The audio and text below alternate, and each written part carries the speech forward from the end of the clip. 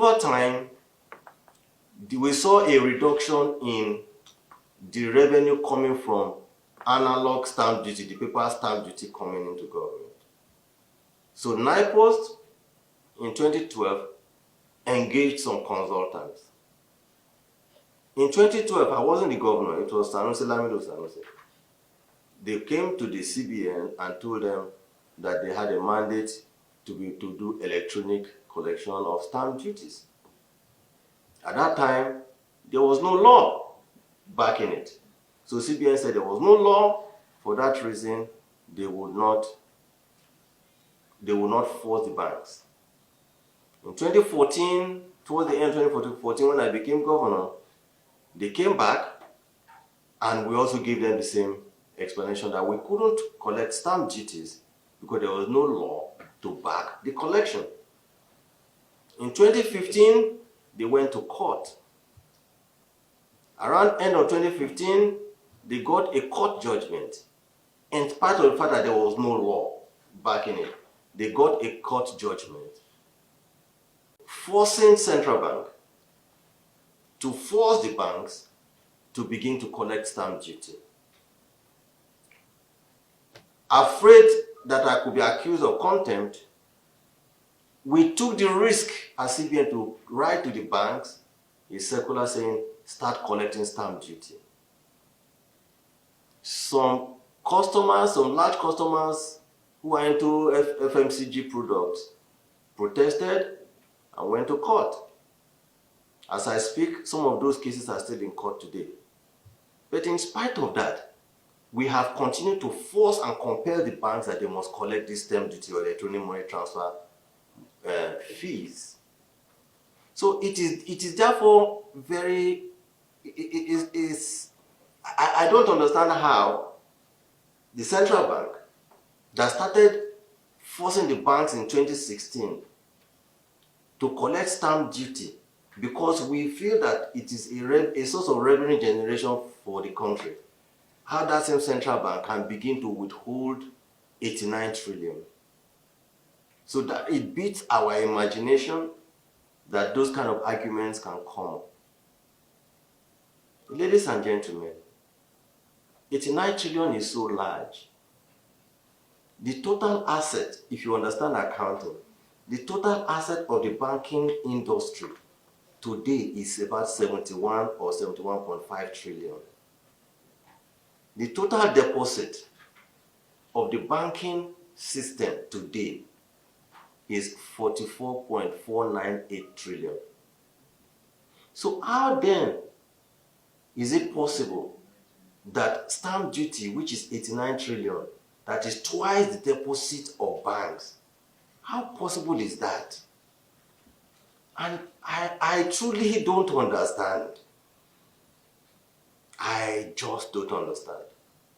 So when it became some stories everywhere, we went into our records. We told banking supervision, banking payment system, please go into the system and rake out the total amount that has been collected on stamp duty from 2015 to date, 2016 to date.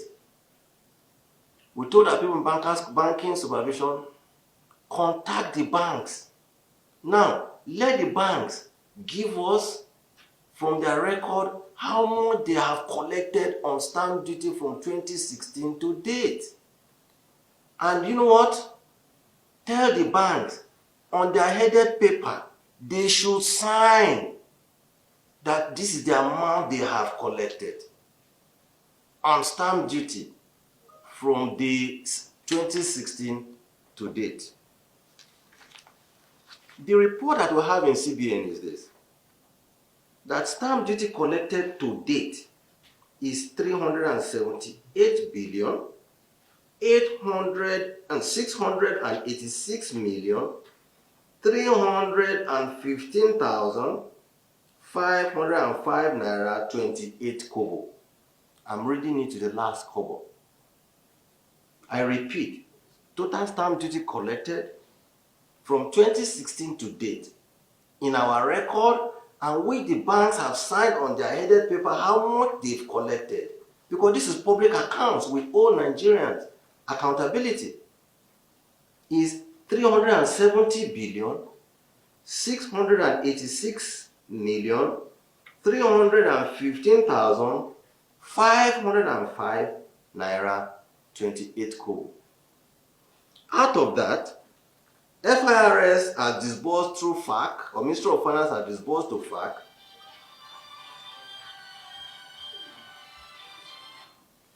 disbursed to FAC 226 billion 451 million 720,158 naira 88 kobo. And the balance in the account in CBN is 144 billion 234 million 595,346 naira 40 kobo. Went further, we said, look, banks, this is, we did a tabulation.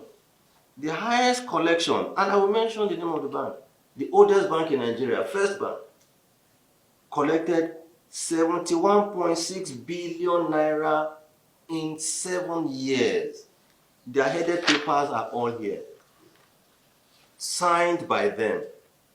So I truly don't know where 89 trillion is. But again, we at Central Bank, we have said we will continue to look for it. What have we done? We have engaged the big 4 audit firms, KPMG, PwC, Ernst & Young, and Deloitte, to go to the banks and do a forensic audit of all stamp duties. They have a way of, by the time they simulate the number of transactions and volume, they will see it. And if there is any uncollected stamp duty, we will force the banks. They would pay to the last 1 penny. That is our position. Again, please, you can see how I've taken my time. There is no intention to overheat the system. Please press, help us, provide information, but please not to overheat the system. Nigerians deserve the information because this is public account, and that is why we have done this afternoon.